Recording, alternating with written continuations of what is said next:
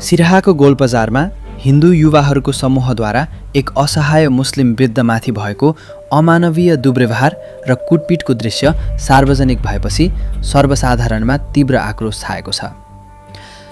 सिराहाको गोलबजार क्षेत्रमा घटेको एक भिडियो सामाजिक सञ्जालमा सार्वजनिक भएको छ। भिडियोमा हिन्दू युवाहरूको एक समूहले असहाय मुस्लिम वृद्ध व्यक्तिमाथि दुर्व्यवहार तथा हातपात गरिरहेको अमानवीय दृश्य देखिन्छ। समाजमा धार्मिक वा जुनसुकै बहानामा पनि ज्येष्ठ नागरिक र निर्दोष व्यक्तिमाथि हिंसा वा दुर्व्यवहार हुनु पूर्णतः गैरकानुनी, अनैतिक र अमानवीय कार्य हो।